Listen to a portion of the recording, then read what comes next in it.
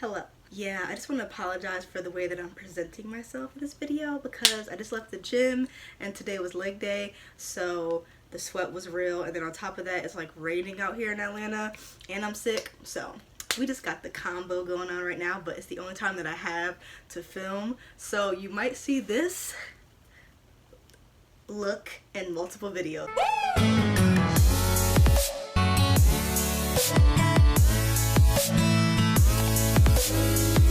Let's get into the video. So hello booktubing world, it's I, Capri Nicole, and I'm back with another video. So today I'm going to be doing another discussion video based off of my Melanin book magic series, which if you don't know is a series that I do for the month of February where all of my content is black creator focused, black book focused, blah blah blah blah blah blah blah blah, except Hobie's birthday, so that just happens to be in February as well. But aside from that, all of my content is black related, black book related, black author related, black creator related, blah blah blah blah. So if you want to check out the videos that I did previous to this one, then I will link a little playlist up here. Up here. I'll link a playlist up here so that you can check it out. But yeah, if you're new to my channel, make sure you hit that like button, that subscribe button, that share, and all those other buttons. And if you don't know what to comment at the end of my videos, then leave the little hearts, the little pink ones, or leave the black hearts.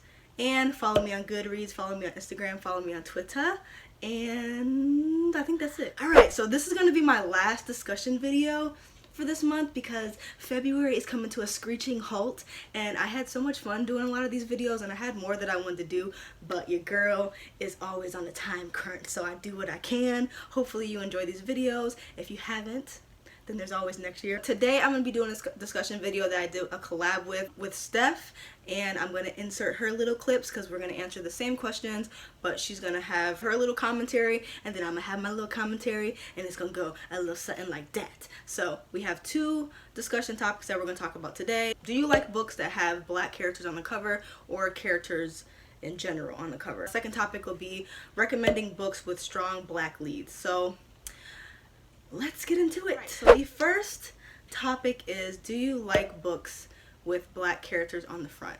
So for me, I say that I like books with black characters on the front because I feel like when you're in the book community and you just always see characters on the cover that don't look like you, you don't really notice it until you see that one cover that has a character on the front that is black, or a character on the front that is the same culture as you. That's when you kind of realize, like, I've been missing out. Like, you don't really realize what you didn't have until you see what you could have. And I feel like it's really important because, I don't know, I feel like it's important to see yourself in certain books. I don't feel like every book should have diversity because I feel like not every author knows how to write diversity into books, so they should just stick to what they know and leave the diversity to authors that know what they're doing, you know what I'm saying? But I don't think every book needs diversity, and I definitely don't think every cover needs to have a black character on the cover. I think that it's important to have those characters implemented in the book community, but I don't feel like it should be forced on the author because then it's not genuine. I feel like, personally, I feel like it's really important because, like, growing up I didn't really see any covers with characters that looked like me on the like on the cover. And then, like, if I did, it was like, you know, like a history book or like Martin Luther King Jr., like some traumatic, like crazy violence, you know. It wasn't a book that was just like fantasy book or like a romance book or like anything that was just like simplistic. And then I feel like with the readers that are coming up now, if they become like used to like expecting diversity on covers and expecting diversity in books, then they're gonna have high expectations because they should want to go into books that have diversity. They should look for books for characters that they connect with. They shouldn't just like settle for an all-white cast if they don't have to. I feel like if we season our readers now, like the younger readers that we have in this generation now, I feel like if we season them now and get them used to seeing people like them, seeing people that they relate to, then they're going to expect that in other books, and they're not going to be so easily throwing their money towards people that just have all-white casts. I'm not going to say every book that I read has diversity in it. Hello, Throne of Glass. But I'm just saying, like, it's important for them to expect that going into books, because then they'll be less lenient with just giving their money to whoever because they like the genre, but they don't see themselves in the books.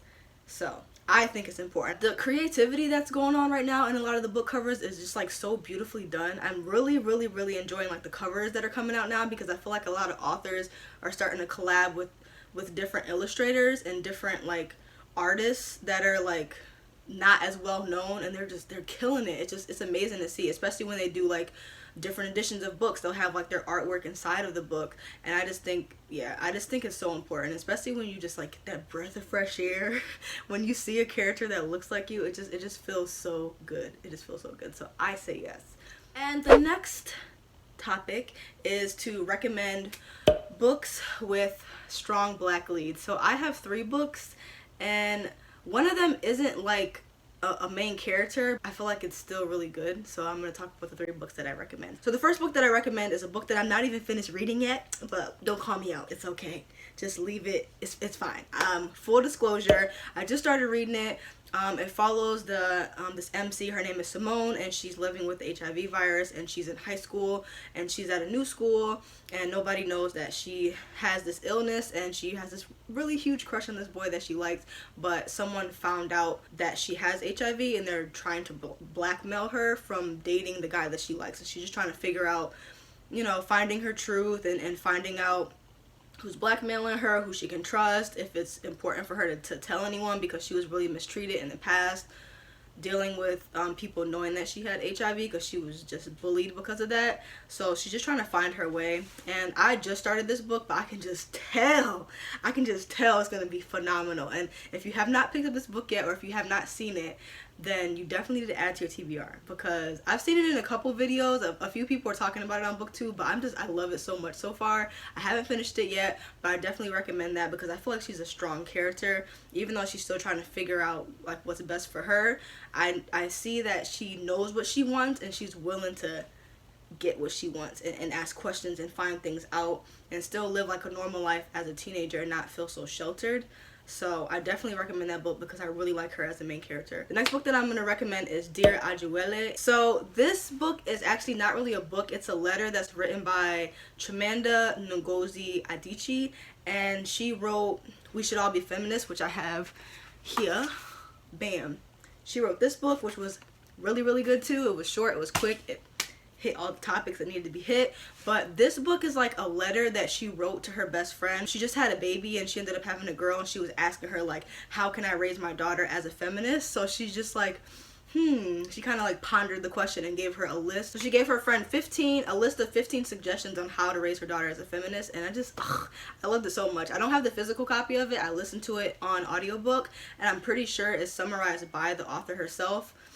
So I love that book so much. You definitely need to check it out. It's quick, so if you want to grab it on audiobook, snatch it up. The last book that I'm gonna recommend is A Deeper Love Inside, and this book is a second book in a series, and it follows this girl. Her name is Portia, and growing up, her father was like, how do I put this? He was like one of the highest like drug lords in New York, and she was living like a fabulous life. She had all the money, all the clothes, everything. Her and her her little twin sisters and her eldest sister, they were just like well known in New York and well respected. Her father ended up getting busted. They lost everything. They took all of the kids away. They all got separated. She tried to keep her sisters with her, but she ended up getting sent to like a juvenile detention center, and she's so determined to find her family and figure out what happened to them, and she's like fighting her way to them. And in the first book, it follows her oldest sister, who was like 18. She went to like a group home, so it follows her.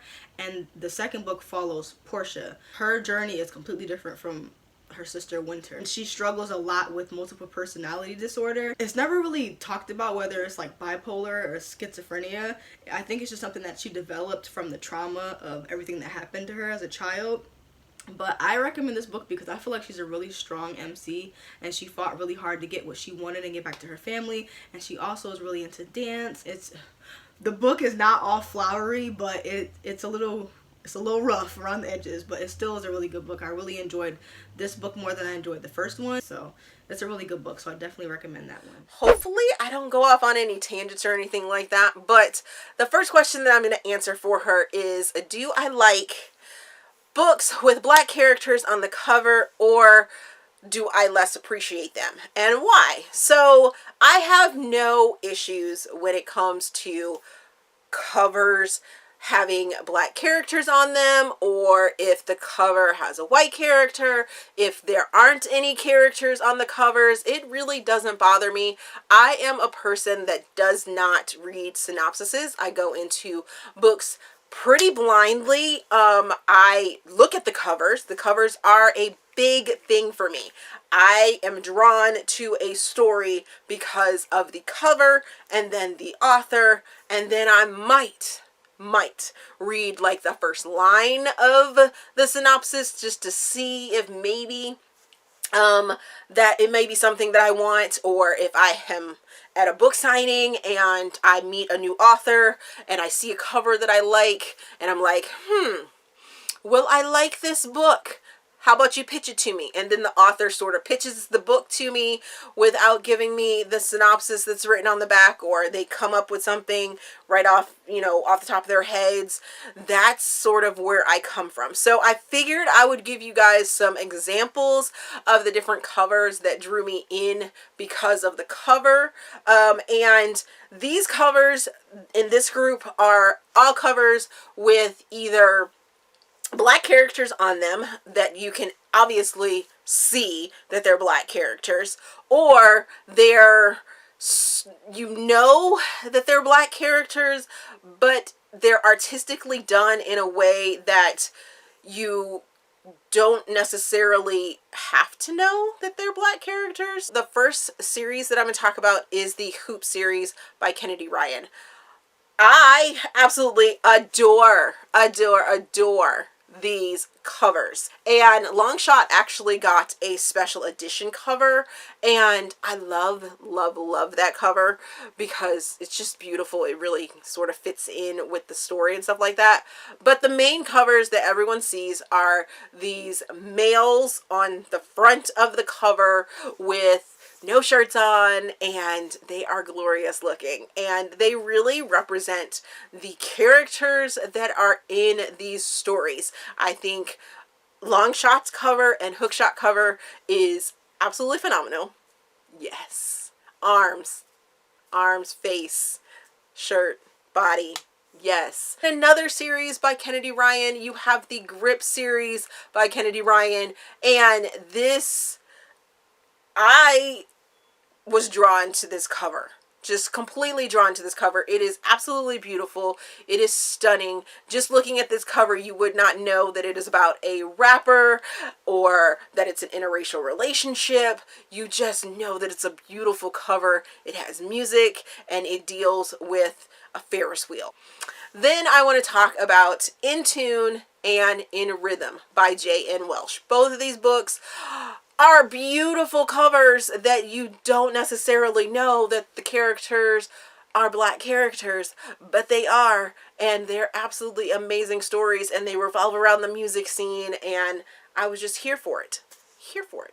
Now, interracial covers are my jam as well, and here are a few interracial covers that you don't necessarily know that the story is about an interracial couple until you are in it or after you've seen this video. A Lesson in Thorns by Sierra Simone.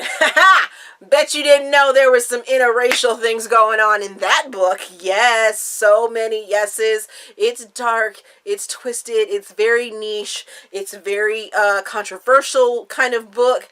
You either love it, you either hate it. I don't think there really is an in-between, but I love this cover. It's intriguing and it is just spot on beautiful. Then you have Mac Daddy by Penelope Ward. This is a white author and you have a white guy on the cover.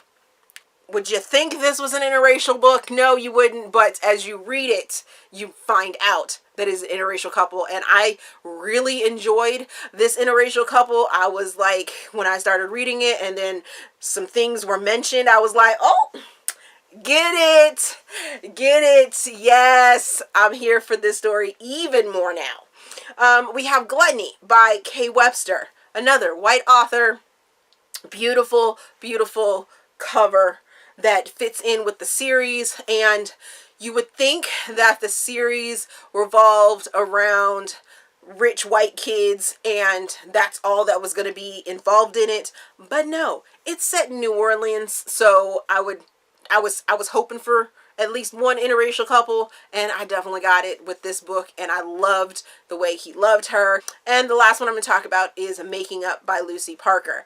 This one right here threw me on end because I did not know until like the last portion of the book. I'm sure it was explained earlier or described earlier within the book, but there was no focus on the fact that the couple was interracial until like the epilogue. Like seriously, there was discussion. It wasn't about race. It was about the story and the connection and what the two characters were going through, and I was here for it. I'm here for it, here for it, here for it. And Lucy Parker's Headliners is her newest book. You definitely know that this is an interracial couple. I mean, you have a white woman and a black guy on here. And she handles it so beautifully that you really forget about the issues between races. You concentrate on the conflict that's going on within the characters. You feel their culture come through as the story evolves, because cultural information is placed in there, but you can lose yourself into the story of these two characters without having to be beat over the head that it's an interracial romance. So the next question that I chose was if I could recommend an impactful read with a black main character, what would it be? And I picked 3 books that are just amazing, that are beautiful, that were impactful to me, and hold a special place in my heart. I've read over 1,500 books, so picking these 3 really means that they are like on the tops of my list. Definitely something that I think people should read and just really fall in love with. The first book I'm going to talk about is Hookshot by Kennedy Ryan. This book is a beautiful age gap story. It has a possibly retiring NBA star and a very spiritual and eclectic female character that is younger than him, and the two of them have to work through their attraction for each other. It is semi-slow burn, and the female character is working through some childhood traumas, and the way Kennedy Ryan works through those childhood traumas is just absolutely amazing because of the stigmatism that is behind mental health and mental health care. When it comes to the black community, Kennedy Ryan did an amazing job at showing that you really, if you need the mental health help, to go out and get it and where to find it. It had so many good points in there about, you know, why you shouldn't be afraid to get mental health care from licensed physicians, and, you know, the benefits of it and things like that. It was just, it's such a beautiful story. It is very hard-hitting, but at the same time, if you've been in the situation of either one of our characters, then you can really feel the emotion that comes through the writing and what these characters are going through. The next book I'm going to talk about is Tempest by Beverly Jenkins. Whew.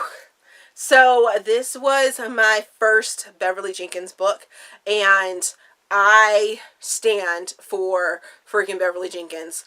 I was not a huge fan of historical romances. I could just do without them. I was not into reading about slavery, about times during Jim Crow, during the Civil Rights Movement. I didn't want to hear the N-word within my stories or have that sort of impact within my world of reading. But Beverly Jenkins changed all that for me with this one book. This book is set in the late 1800s, and it is about a very independent, freed black woman that moves to the West, and she ends up becoming sort of this mail order bride. And on her travel to this new place in the West to meet her husband, her soon-to-be husband. She ends up, encountering some things, and she has to prove that she can wield a weapon. She can take care of herself. She ends up shooting her betrothed. Super funny scene, by the way. And she has to deal with, him sort of questioning, is she gonna be too independent for me? And I need someone that's going to be able to balance me. And I absolutely loved this book and loved all the rep that came in and with it, and just the history behind it. And I got educated.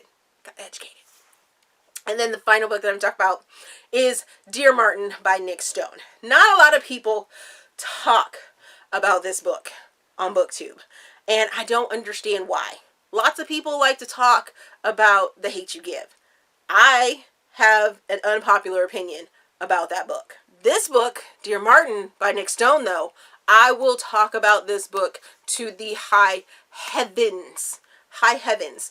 I loved this book so much that I went out and got a copy. So when my son is in middle school and starts to really dive into reading chapter books and reading literature of this nature, I'm going to be like, here, sit down, read this, because these are some things that you need to know, some things you need to think about, things that may affect you, that may be going on in your brain. And I absolutely loved this book. I loved the conversation that it should start. I love that it is balanced, that it shows both sides of the conversation, that it shows different points of view from different races and different age groups, and just, I love this book. Absolutely love this book. So thank you, Capri, for reaching out to me to sort of give my input on these questions. I hope you guys have received some good information, or have received some suggestions or recommendations that you guys are going to go out and try and maybe be enlightened or educated, or, step outside of your comfort zone and your box to diversify your reading taste and find something new that you guys like. So thanks for watching, and thanks That's Capri. it for this video. I have other videos I need to film, so let's wrap this on up. I hope you enjoyed this video. Let me know if you read any of these books in the comment section below. Thank you. So always remember, read a book, keep your life interesting, and I will see you next time. Bye.